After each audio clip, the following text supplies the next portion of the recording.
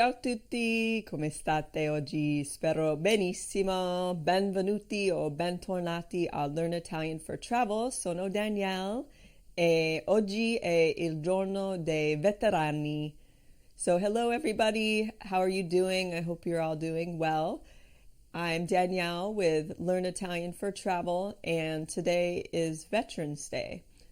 And because it's Veterans Day, I wanted to share a story about my Italian grandfather who was born in Italy, but he became a citizen, a US citizen, before he turned 18, and then he was sent to Europe to fight in World War II.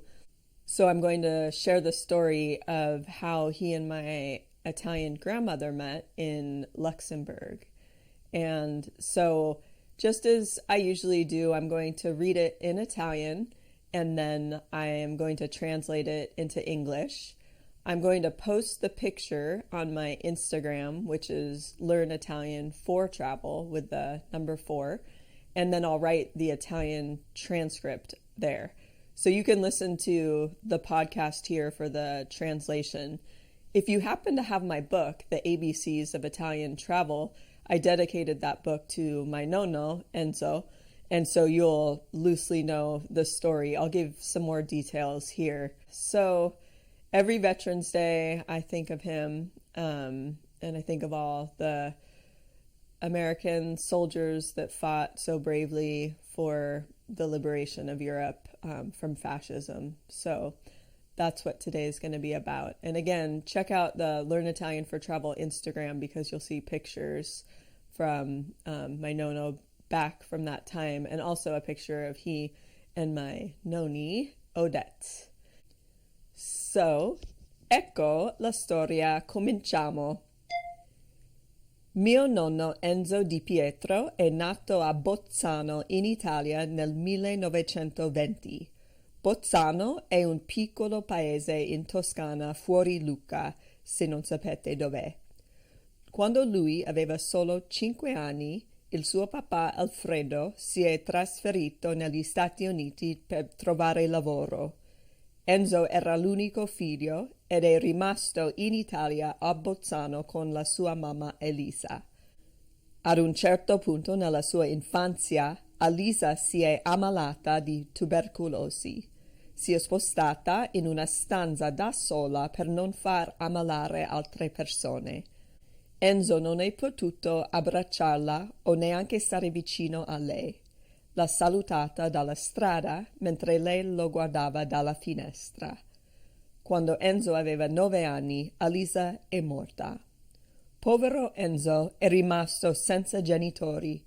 Allora una delle sue zie l'ha portato negli Stati Uniti per riunire con Alfredo. Dopo 9 anni, quando Enzo aveva 18 anni, si è arruolato nell'esercito. Erano gli anni della Seconda Guerra Mondiale e allora è stato mandato in Europa per combattere i nazisti. Il primo posto dove è andato è stato Lussemburgo. Un giorno una ragazza italiana è arrivata alla base militare e si è presentata. Si chiamava Odette Giannoni. Ha detto a Enzo che i suoi genitori avevano sentito che Enzo era italiano e volevano invitarlo alla loro casa per una cena. Enzo ha accettato l'invito e poi piano piano Enzo e Odette si sono innamorati. Durante la guerra Enzo è dovuto andare in Belgio, ma lui e Odette si scrivevano lettere che venivano consegnate dai suoi colleghi. Dopo la guerra è finita, Enzo è tornato negli Stati Uniti per costruire una casa in Nevada. Poi è ritornato in Europa e si è sposato Odette in Lussemburgo. Loro sono tornati negli Stati Uniti insieme e hanno vissuto una bella vita insieme per 71 anni. Lui è morto nel 2018 quando aveva 98 anni. Ogni giorno dei veterani penso a lui con gratitudine per il suo sacrificio e forza. Tutto il mondo apprezza i soldati americani e tutte le forze alleate che hanno liberato Europa dal fascismo.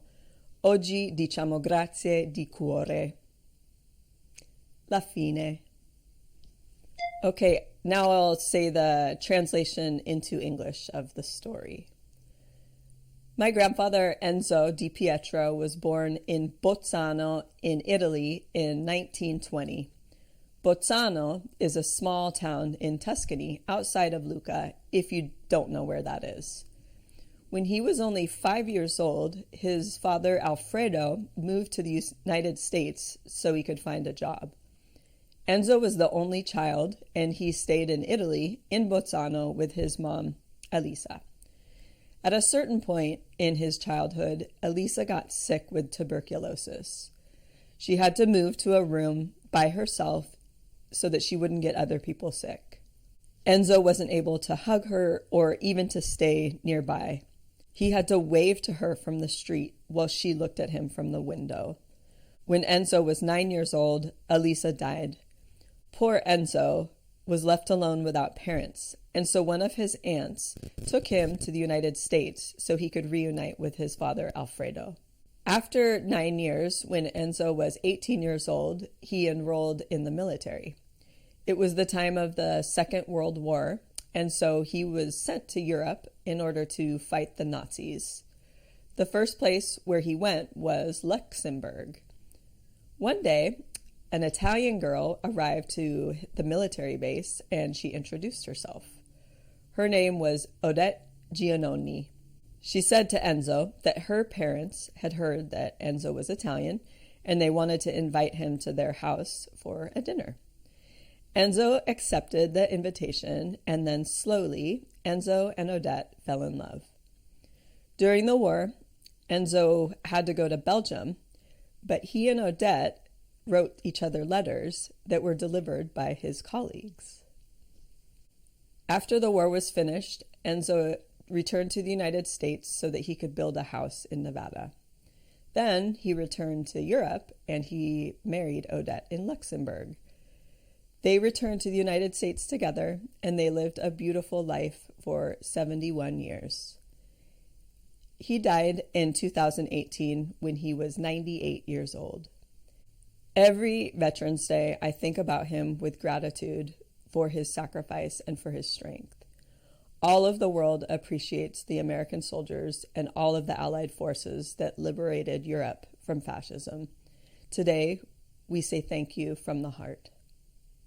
In conclusion, I want to thank all of the veterans out there, not only from World War II, but from all of the wars, all of your sacrifice that you made for freedom, for the freedom of everybody else. And my nonno was one of the lucky ones. He survived the war, and we all know that a lot of the soldiers didn't survive the war. So for the families that are grieving their losses, and also for the men that survived and what they witnessed in terms of the atrocious things they saw with death all around them and starvation and just how difficult it was. So just know that we all appreciate you.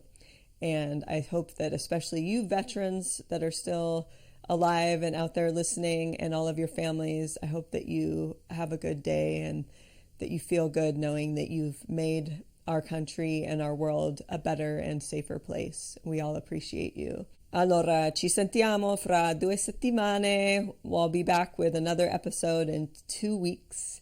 Statemi bene. Take care. A presto. Ciao.